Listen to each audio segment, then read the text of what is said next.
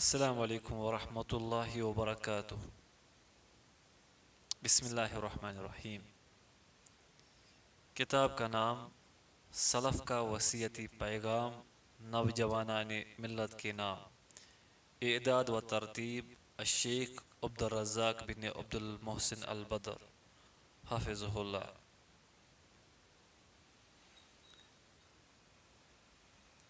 بسم اللہ الرحمن الرحیم۔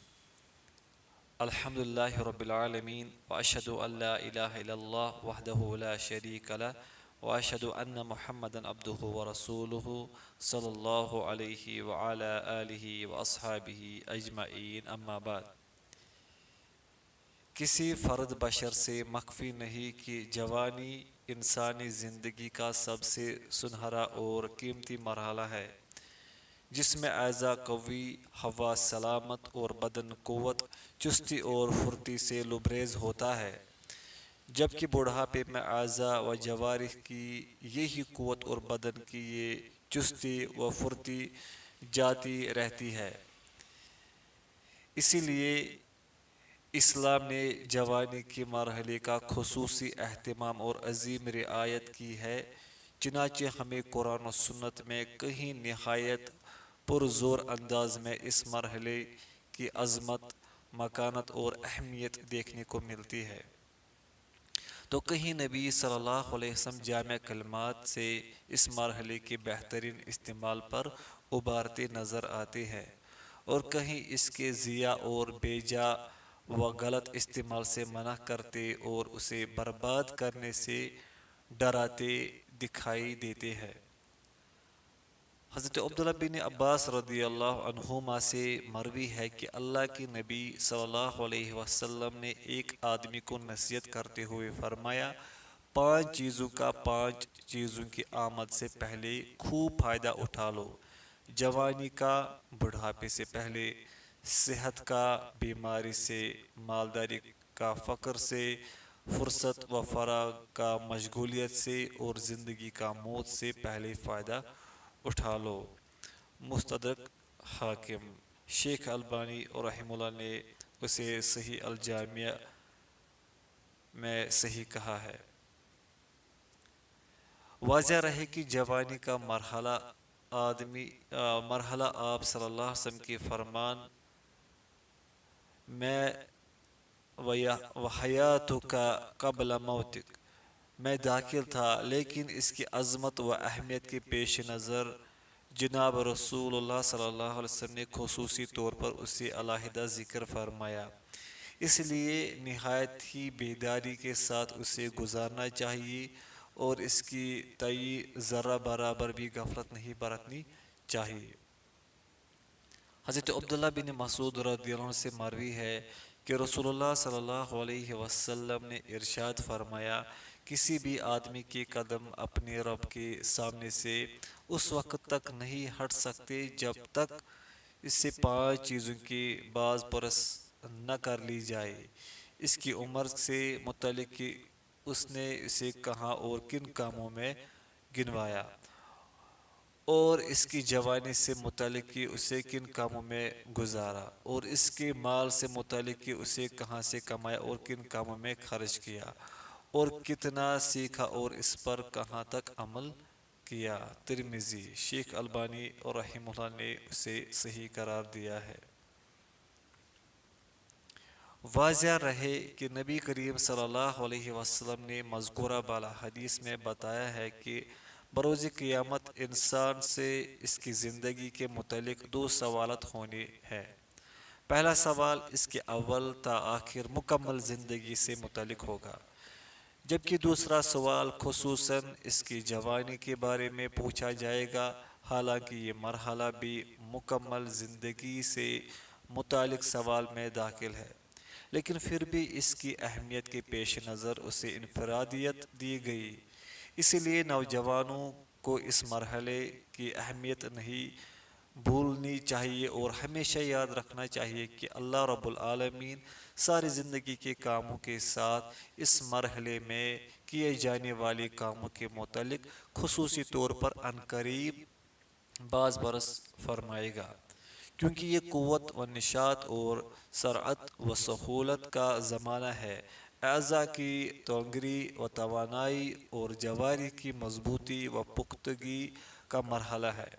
جی ہاں، اسی لیے جناب رسول اللہ صلی اللہ علیہ وسلم نے نوجوانوں کو اس مرحلے سے بھرپور فائدہ اٹھانے کی ترغیب دی ہے۔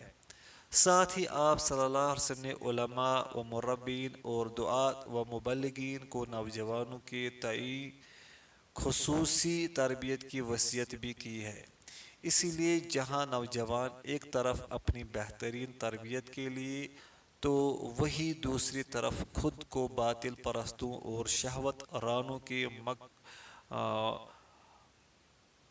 مکڑ جالوں اور شیطانی جھانسوں سے بچانے کے لیے عنایت و اہتمام چاہتے ہیں، نرمی و ملاطفت اور قربت و محبت کے طلبگار ہوتے ہیں، خیر کی طرف رغبت دلانے اور اہل خیر کے قریب لانے والے قلوب سننا اقلام اور افراد چاہتے ہیں۔ اسی لیے ہم صحابہ کرام رضوان اللہ علیہم اجمعین کو عظمت جوانی کے ان جلیل معانی کو عملی جامہ پہناتے اور دیرینہ خوابوں کو شرمندہ تعبیر کرتے دیکھتے ہیں۔ چنانچہ ابو سعید خدری رضی اللہ عنہ جب بھی نوجوان کو مجالس علم کی طرف آتا دیکھتے تو خوشی سے یوں گویا ہوتے کہ رسول اللہ صلی اللہ علیہ وسلم کے وصیت کردہ افراد کو خوش آمدید ہو۔ یقیناً رسول اللہ صلی اللہ علیہ وسلم نے ہمیں آپ کے لیے مجالس کو کشادہ کرنے اور آپ کو حدیث سے سکھانے و سمجھانے کی وصیت کی ہے، کیونکہ آپ ہماری علمی جانشین اور ہمارے بعد اہل حدیث کہلاؤ گے۔ اور آپ نوجوانوں کی طرف خصوصی توجہ کچھ اس انداز سے فرماتے کہ اے میرے بھتیجے، جب تم کسی مسئلہ میں شک و تردد کا شکار ہو تو مجھ سے ضرور پوچھ لیا کرو، اور ایسا اس تک کیا کرو تاکہ تمہیں اس مسئلہ میں یقین حاصل نہ ہو جائے، اس لیے کہ تمہارا دولت یقین سے مالا مال ہو کر لوٹنا شک و تردد کی حیرانگیاں لے کر لوٹنے سے میرے نزدیک زیادہ بہتر ہے، محبوب اور پسندیدہ ہے۔ شعب الایمان البیہقی۔ حضرت عبداللہ بن مسعود رضی اللہ عنہ جب نوجوانوں کو علم حاصل کرتے دیکھتے تو مارے خوشی کے فرماتے کہ بوسیدہ کپڑے، پرصاف و شفاف دل والے گھروں کے ٹاٹ پر قبیلے کے مہکتے پھول شمار ہونے والے علم و حکمت کے سرچشموں اور تاریکیوں کے روشن چراغوں کو خوش آمدید ہو۔ جامع بیان العلم وفضلہ۔ سلف نے نوجوانوں کو نہ صرف خوب وصیتیں کی ہے بلکہ اس مرحلے کے سپوتوں کے تئیں ان کے اہتمام اور اعتناء کی مثالیں ایک عظیم باب کی حیثیت رکھتی ہے۔ جو رسالہ بعنوان سلف کا وصیتی پیغام نوجوانان ملت کے نام آپ اپنے ہاتھوں میں دیکھ رہے ہیں، اس میں سلف کے اسی اہتمام کی چند مثالیں انتہائی بسیط تعلیق کے ساتھ میں نے ذکر کرنے کی کوشش کی ہے۔ پہلی وصیت ابو الاحوص رحمۃ اللہ علیہ سے مروی ہے کہ ابو اسحاق عمر السبیعی رحمۃ اللہ علیہ کہتے ہیں، اے نوجوانوں، اپنی جوانی سے خوب فائدہ اٹھاؤ۔ مجھے دیکھو، شاید ہی مجھ پر کوئی رات ایسی گزرتی ہو جس میں اللہ کے کلام کی میں 1000 آیت تلاوت نہ کرتا ہوں، بلکہ میں تو سورہ بقرہ ایک ہی رکعت میں پڑھ جاتا ہوں۔ 4 حرمت والے مہینوں کے روزے رکھتا ہوں، نیز ہر ماہ کے 3 روزوں کے ساتھ پیر و جمعرات کے روزے بھی نہیں چھوڑتا۔ پھر اللہ کے کلام کی یہ آیت تلاوت کرتے، وَأَمَّا بِنِعْمَةِ رَبِّكَ فَحَدِّثْ۔ مستدرک للحاکم۔ ان کے میں ہر رات 1000 آیت کی تلاوت کرتا ہوں کہنے سے تقریبی عدد مراد ہے، آیت کی تحدیدی مقدار بتانا مقصود نہیں۔ اس کا واضح لفظوں میں یہ مفہوم بنتا ہے کہ وہ ہر ہفتے ایک قرآن ختم کر لیتے ہیں۔ یوں بھی ایک ہفتے میں قرآن کریم ختم کرنا اکثر سلف کی عادت رہی ہے۔ عمر بن میمون رحمۃ اللہ علیہ کہتے ہیں کہ ان کے زمانے میں ایک آدمی اپنے دوست سے ملتا تو اللہ کا شکر ادا کرتے ہوئے کہتا، گزشتہ رات اللہ نے اپنے فضل سے مجھے اتنی اور اتنی رکعات کی توفیق بخشی اور فلاں خیر عطا فرمایا۔ مستدرک للحاکم۔ مذکورہ بالا دونوں آثار کو نقل کرنے کے بعد امام حاکم رحمۃ اللہ علیہ اپنے مستدرک میں یوں رقم تراز ہے کہ اللہ عمر بن عبید اللہ السبیعی رحمۃ اللہ علیہ اور عمر بن میمون رحمۃ اللہ علیہ پر اپنے رحمت نازل کرے۔ آپ دونوں نے انتہائی خلوص نیت سے ان امور کا ذکر فرمایا ہے جو نوجوانوں کو عبادت و ریاضت میں رغبت دلانے کے لیے کافی ہے۔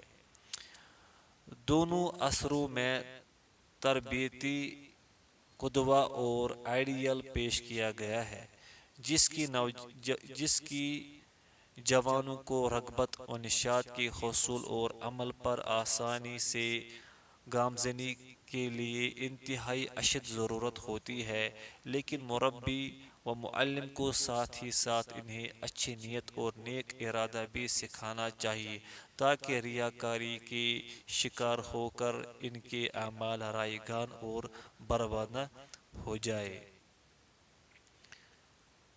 دوسری وصیت۔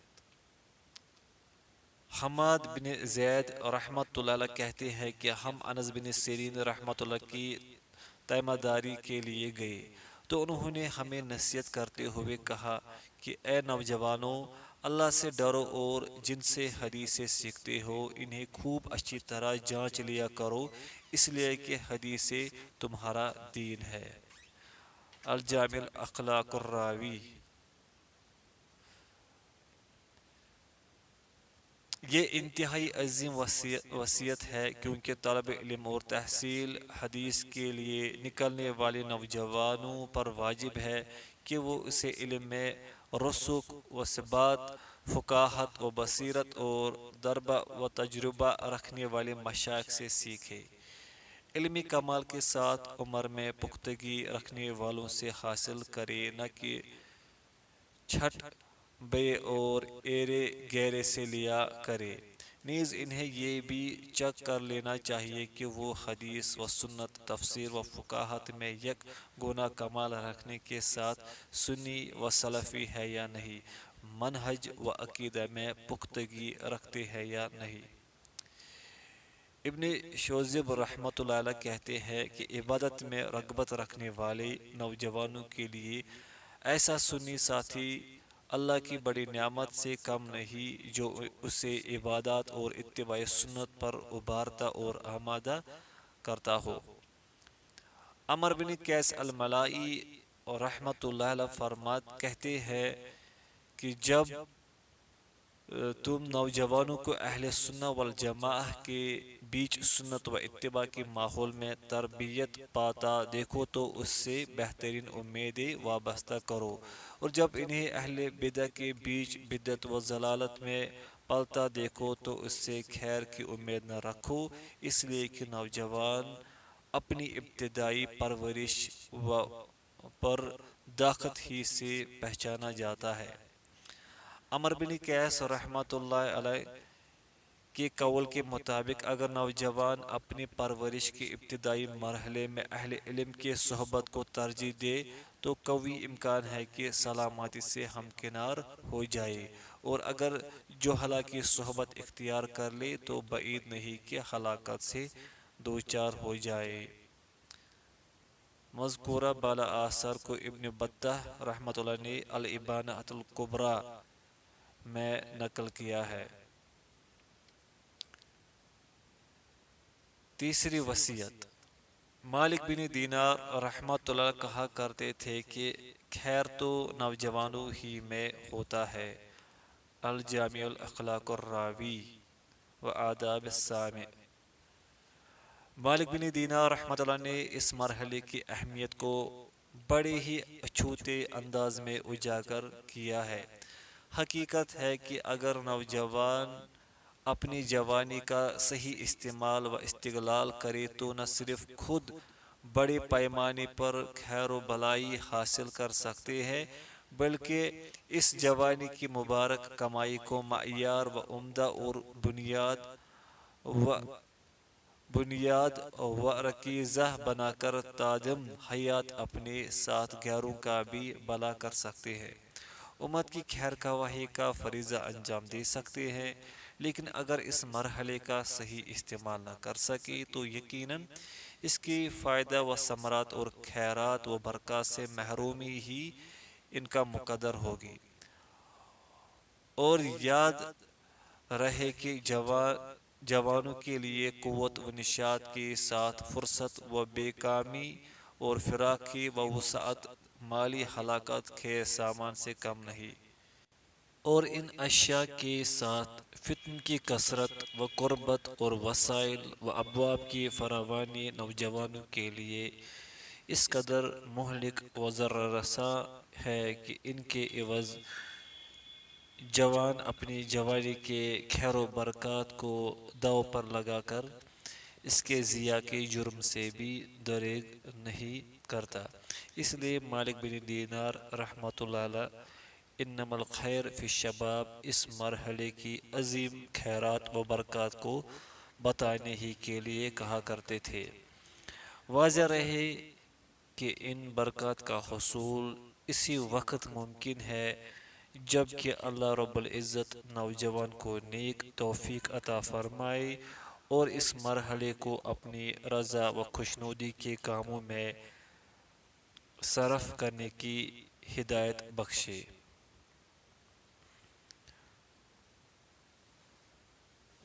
چوتھی وصیت۔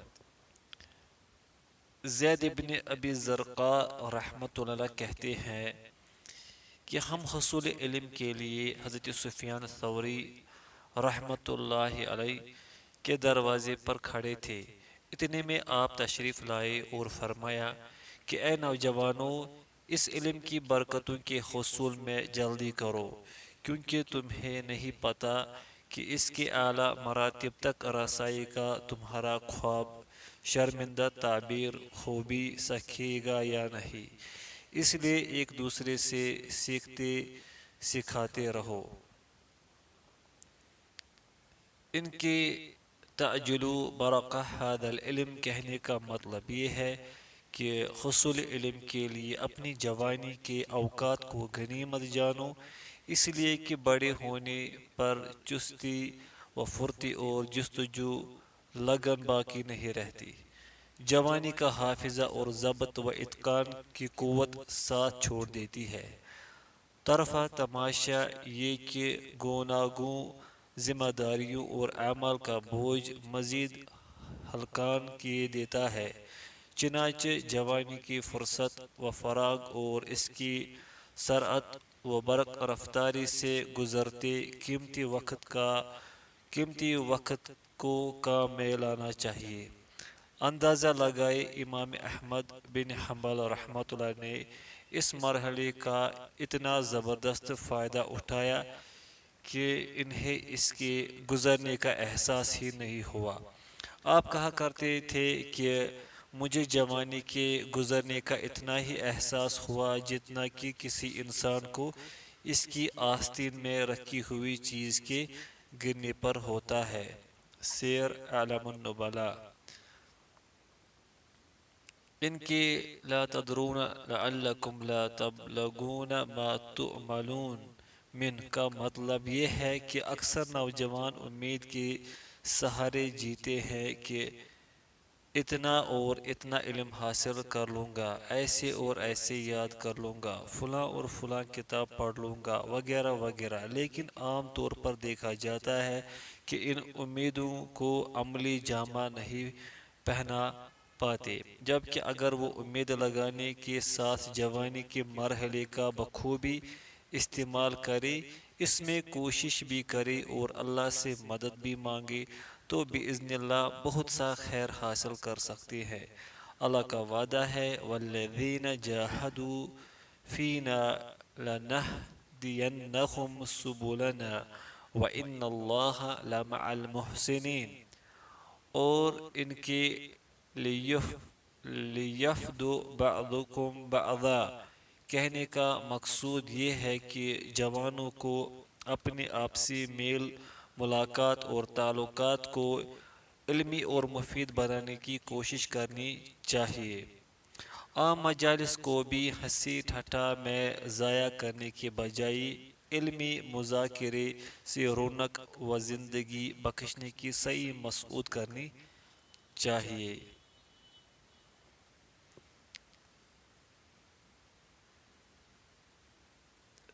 پانچویں وصیت، سلف کے نوجوانوں کو کی جانے والی وصیتوں میں وہ وصیت بھی تھی جس کو حسن بصری رحمت اللہ علیہ اکثر کیا کرتے تھے کہ اے نوجوانوں، آخرت کا اہتمام کرو اور اپنے اقوال و افعال کے ذریعے اسی کے طلبگار بنو، کیونکہ بہت سے آخرت چاہنے والوں کو ہم نے پایا کہ انہیں آخرت کے ساتھ دنیا بھی حاصل ہوئی، جبکہ ہم نے کبھی کسی دنیا دار کو دنیا طلبی کی راہ میں آخرت سے ہمکنار ہوتے نہیں دیکھا۔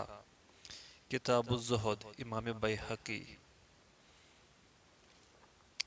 یہاں حسن بصری رحمت اللہ علیہ نے نوجوانوں کو آخرت کو مطمع نظر بنانے کی انتہائی اہم وصیت کی ہے اور اس بات پر زور دیا ہے کہ وہ اس کے حصول کی تگ دو کرے اور اپنے وقت کو اللہ کی قربت کے کاموں میں صرف کرے، کیونکہ دنیا مقررہ حظ و نصیب کے مطابق لا محالہ مل کر ہی رہے گی، البتہ اگر وہ اس تنگی عیش کے ساتھ حصول آخرت میں کامیاب رہے تو یہ ایسی کامیابی ہوگی جس کا کوئی بدیل نہیں۔ مذکورہ بالا بحث سے کسی کو یہ وہم نہ ہو کہ آخرت کے لیے انسان صلاح معاش و مسکن اور طعام و کسوہ کی تگ و دو بالکل یہ ترک کر دے اور دوسروں پر بوجھ بن جائے، نہیں، بلکہ مسلمان کا جمع ملبس و مسکن کی کوشش کرنا اور حصول مال و زر کے لیے متحرک ہونا ہرگز نقصان دہ نہیں، البتہ اسی کو نصب العین بنانا، مطمع نظر اور مقصد زندگی قرار دینا، مبلغی علم اور اوڑھنا بچھونا بنا لینا ضرور نقصان دہ ہے۔ اللہ کے نبی صلی اللہ علیہ وسلم نے مال و منال کے ایسے حرص و ہوس سے اللہ کی پناہ مانگی ہے، چنانچہ آپ صلی اللہ علیہ وسلم نے اپنی دعا میں کہا کرتے تھے وَلَا تَجْعَلِ الدُّنْيَا أَكْبَرَ ہَمِّنَا وَلَا مُبَلِّغْ عَلَيْنَا عِلْمَنَا، اور آپ یہ تعلیم بھی دیا کرتے کہ اِنَّكَ إِن تَذَرْ وَرَثَتْكَ أَغْنِيَاءَ،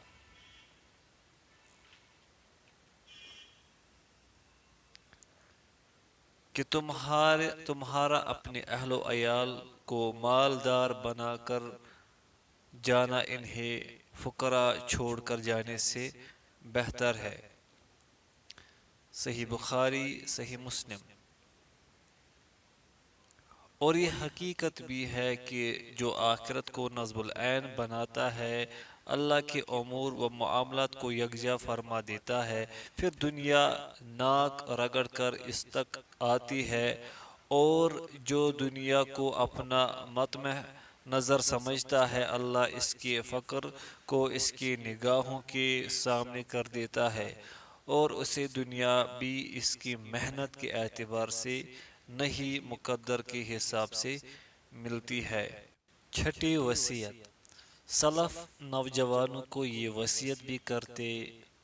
عقبہ بن ابی حکم کہتے ہیں کہ ہم اون بن عبداللہ کی مجلس میں شریک ہوتے تو وہ ہم سے کہا کرتے تھے کہ اے نوجوانوں، ہم نے جوانوں کو مرتے ہوئے دیکھا ہے، اور جب فصل کٹائی پر آ جاتی ہے تو انتظار نہیں کیا جاتا۔ راوی کہتے ہیں کہ اون بن عبداللہ اتنا کہہ کر اپنی داڑھی سہلانے لگتے۔ کتاب الامر و طیب۔ داڑھی سہلانے سے آپ کی مراد یہ تھی کہ جو شیخ موصوف کی عمر کو پہنچ گیا، سمجھ لو کہ اس کی کٹائی کا وقت چلا آیا ہے، یعنی جو بوڑھا ہو گیا، اس کی وفات قریب آ پہنچی۔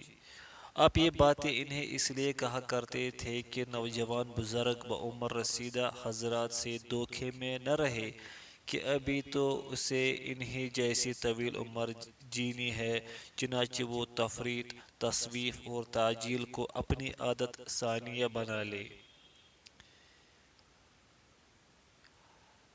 حسن بصری رحمۃ اللہ سے حکمت پر مبنی وہ بات منقول ہے جو ایک دن آپ نے اپنے ہم جلیسوں سے فرمائی تھی کہ اے بوڑھو، کھیتی اور فصل کے پک جانے کے بعد کس بات کا انتظار رہ جاتا ہے؟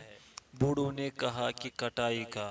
پھر نوجوانوں کی طرف متوجہ ہو کر فرمایا کہ اے نوجوانوں، نہ بھولو کہ کبھی کھیتی اور فصل پکنے سے پہلے بھی آسمانی آفت کا شکار ہو جاتی ہے۔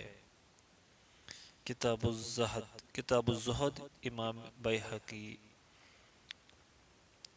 چنانچہ دنیا کے تئیں ایک مسلمان کی وہی حالت ہونی چاہیے جو حدیث رسول اللہ صلی اللہ علیہ وسلم میں بتلائی گئی ہے کہ اذا امسیت فلا تنتظر الصباح واذا اصبحت فلا تنتظر المساء۔ ابن الجوزی اور رحمت اللہ فرماتے ہیں کہ جسے پتہ نہ ہو کہ کب موت کے آہنی پنجے اسے آ دبوچے، اسے ہمیشہ موت کی تیاری میں رہنا چاہیے اور جوانی و صحت سے ہرگز دھوکہ نہ کھانا چاہیے، اس لیے کہ بوڑھے بہت کم جبکہ جوان بہت زیادہ وفات پاتے ہیں، اسی لیے بوڑھوں کی تعداد ہمیشہ کم ہوتی ہے۔ سعید الخاطر۔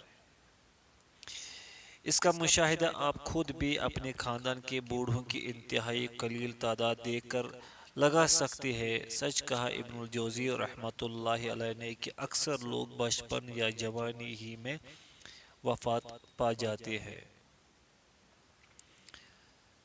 ساتویں وصیت۔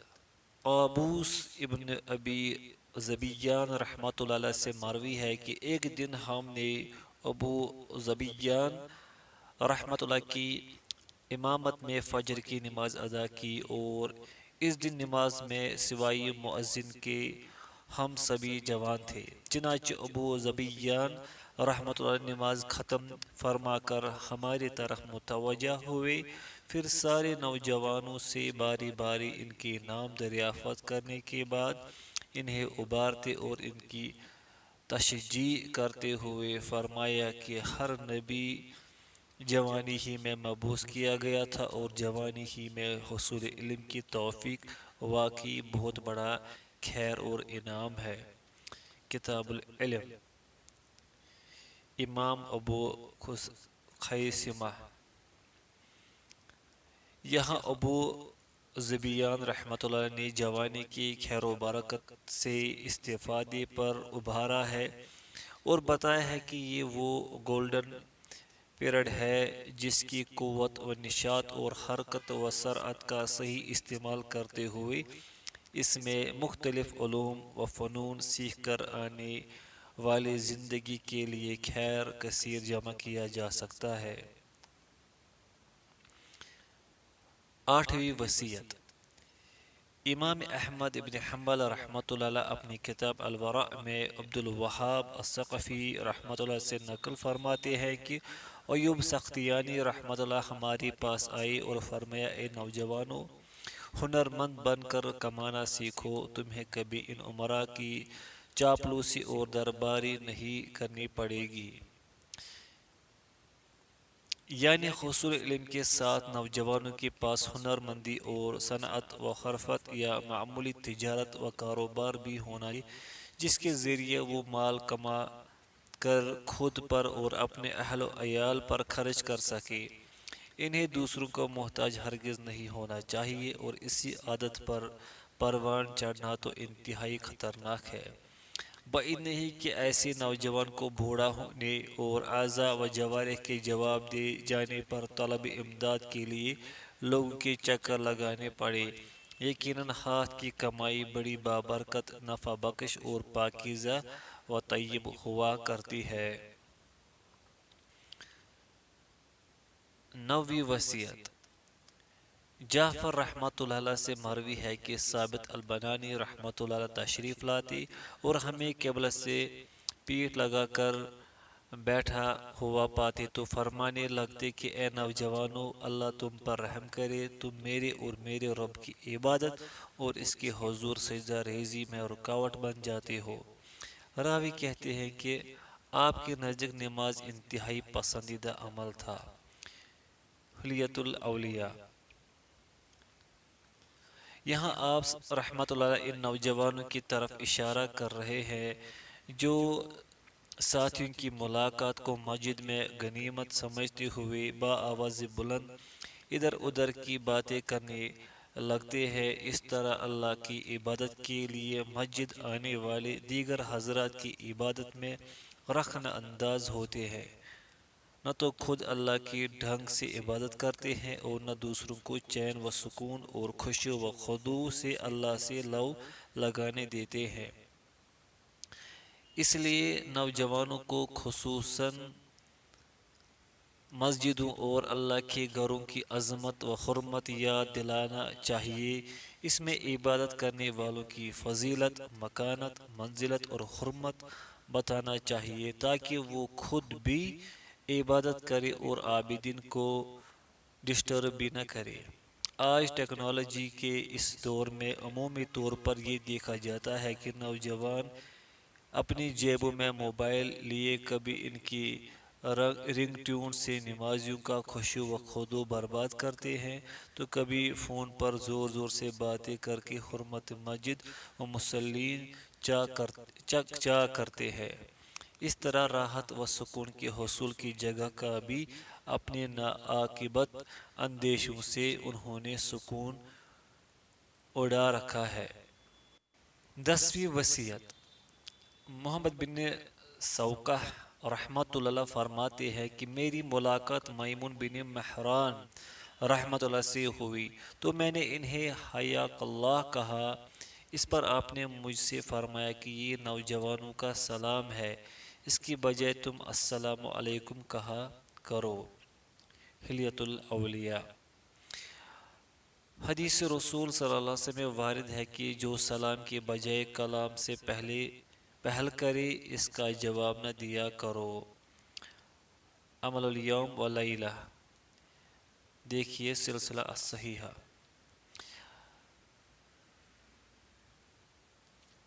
آپ کے ہذہ تحیۃ الشاب کہنے کا معنی یہ ہے کہ بعض نوجوان اپنے ساتھیوں سے ملتے وقت نو پنو تحیات اور شرق و غرب کے طریقہ سلام کو ترجیح دیتے ہیں۔ اس طرح کبھی تو کلی طور پر اور کبھی جزئی طور پر شرعی سلام کو چھوڑنے کی مرتکب ہوتے ہیں۔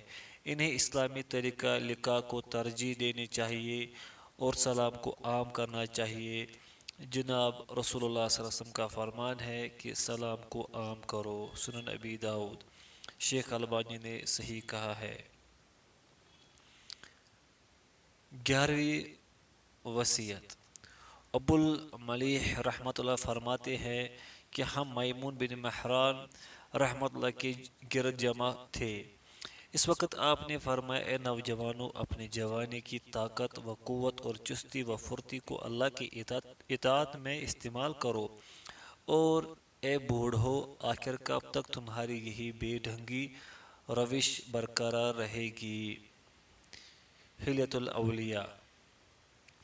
آپ رحمۃ اللہ نے جوانی کی طاقت کو اللہ کی اطاعت اور اس کی قربت کے حصول میں لگانے کی وصیت کی۔ بوڑھوں سے حتی متی کہنے کا مقصود یہ ہے کہ اے بوڑھو، آخر کب تک برائیوں یا غفلت و سستی پر جمے رہو گی اور اپنی زندگی کو اللہ کی اطاعت میں استعمال نہ کرو گے۔ 12ویں وصیت۔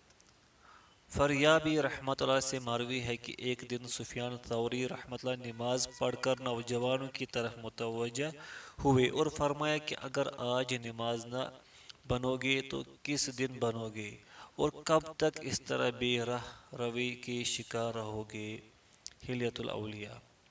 سفیان ثوری رحمۃ اللہ نے اپنی جوانی کو اللہ کی اطاعت میں گزارنے کی انتہائی عظیم و جامع نصیحت کی ہے۔ چنانچہ اگر اس مرحلے کو نوجوان اللہ کے لیے سجدے میں نہ گزارے تو عین ممکن ہے کہ زندگی میں ان پر ایسے حالات بھی آئے جن میں وہ چاہ کر بھی اللہ کو سجدہ نہ کر سکے۔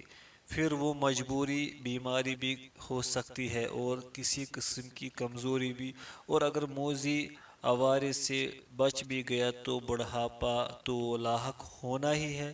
اس لیے کہا گیا کہ اگر آج نہیں سدھرے تو آخر کب تک ایسے رہو گے۔ 13ویں وصیت۔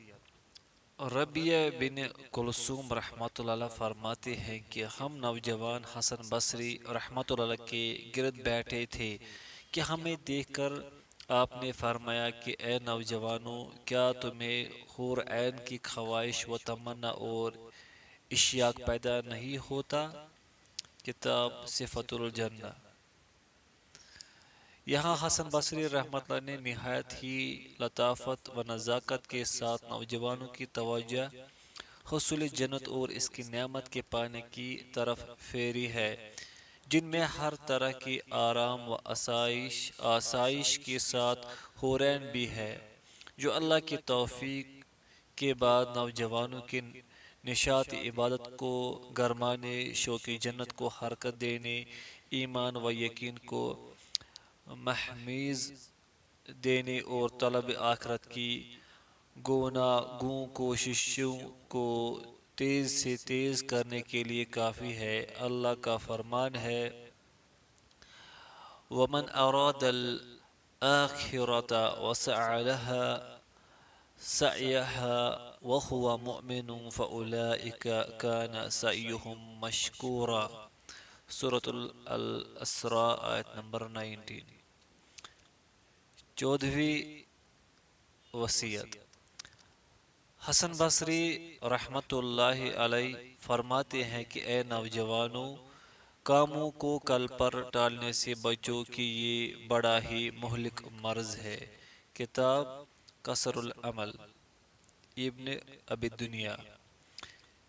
ان کے ایاکم و تصوف کہنے کا معنی یہ ہے کہ تصویف اور کاموں کو کل پر ٹالنا ایسی خطرناک بیماری ہے جس نے نہ جانے کتنے ہی جوانوں کو ہلاک و برباد کر دیا۔ تصویف ان کی عادت ثانیہ بن چکی تھی، چنانچہ وہ ہر کام کو یہ کہہ کر مؤخر کیا کرتے کہ بعد میں توبہ کر لیں گے، بعد میں نماز کی پابندی کر لیں گے، کل سے والدین کے ساتھ اچھا سلوک کرنے لگیں گے وغیرہ۔ اس قسم کے لوگ نہ نیک کاموں میں جلدی کرتے ہیں، نہ موقع و فرصت کا فائدہ اٹھاتے ہیں، بلکہ اپنی ٹالا مٹولیوں کی عادت سے اس قدر مجبور ہوتے ہیں کہ جب بھی ان کے دل میں توبہ، نماز، روزہ اور زکوٰۃ وغیرہ نیک کاموں کی انجام دہی یا ان پر مواظبت، محافظت، مداومت اور ہمیشگی کا خیال آتا ہے تو تصویف کی یہی مہلک بیماری ان کی راہ خیر کا روڑا بن جاتی ہے اور اس وقت تک انہیں بازنجیر رکھتی ہے جب تک جوانی کا یہ مبارک مرحلہ اپنے تمام تر خیرات و برکات کے ساتھ انہیں خیر آباد نہ کہہ دیتا۔ اور کتنوں کو تو فرشتہ اجل آ پکڑتا ہے اور وہ اس بیماری سے نجات کی سوچتے ہی سوچتے دنیا سے رخصت ہو جاتے۔ 15ویں وصیت۔ حفصہ بنت سیرین رحمۃ اللہ علیہ کہتے ہیں کہ اے نوجوانوں، جوانی میں اپنے بدن سے عبادت ربانی کا خوب مزہ لوٹ لو، اس لیے کہ رب کریم کی قسم جوانی کے کاموں کا کوئی بدیل نہیں۔ مختصر قیام اللیل المروزی۔ ان کا یہ کہنا ما رأیت العمل الا فی الشباب یہ معنی رکھتا ہے کہ دراصل جوانی ہی خیر کے حصول اور برکات کے پانے کا ایسا مرحلہ ہے کہ اگر اللہ کی توفیق سے بندے نے اس کا صحیح استعمال کر لیا تو ساری زندگی خیرات و برکات کے پھل توڑتا اور کھاتا رہے گا، لیکن اگر اس مرحلے کے استعمال میں غلطی کر بیٹھا، اسے ناجائز شہوات کے حصول اور نفس پرستی کے بے جا تقاضوں کی پرتی میں لگا دیا تو یہی مرحلہ اس کے مستقبل اور بڑھاپے کے لیے عذاب بن جائے گا۔ وہی کام جنہیں جوانی میں لذیذ اور خوشنما جان کر کیا کرتے تھے، بڑھاپے میں عذاب بن کر سامنے آتے ہیں۔ کانٹے جو بوئے تھے ببول کے تو آم کہاں سے آئے۔ پتہ چلا کہ جوانی انسانی زندگی کا وہ عظیم مرحلہ ہے جس کا اہتمام اور صحیح استعمال ہونا چاہیے۔ اس کے خیر کو پانے کی سرتوڑ کوشش کی جانی چاہیے۔ نیز اس مقصد میں کامیابی کے لیے اللہ رب العزت سے مدد مانگنا بھی نہیں بھولنا چاہیے، اور یہ یاد رکھنا چاہیے کہ اللہ رب العالمین اپنی ملاقات کے دن اس مرحلے کے متعلق ہم سے خصوصی پوچھ گچھ کرنے والا ہے۔ سلف کی نوجوانوں کو کی گئی بے شمار وصیتوں میں سے انہیں چند وصیتوں کا اندراج و ذکر مذکورہ بالا تصنیف میں اللہ کے فضل و کرم سے ممکن ہو سکا، جس کے آخر میں رب کریم سے اس کے اسماء حسنی اور صفات علیٰ کے حوالے سے دعا گو ہوں کہ وہ ہمیں اپنی رضا و محبت کے کاموں کی توفیق عطا فرمائے، ہمارے سارے کام اپنے فضل سے درست فرما دے، ہمیں ایک لمحے کے لیے بھی اپنے نفس کے حوالے نہ کرے، اور ہمیں صراط مستقیم پر تا دم حیات گامزن رکھے۔ آمین۔ وصلی اللہ وسلم علی نبینا محمد وعلی آلہ وصحبہ اجمعین والحمد للہ رب العالمین۔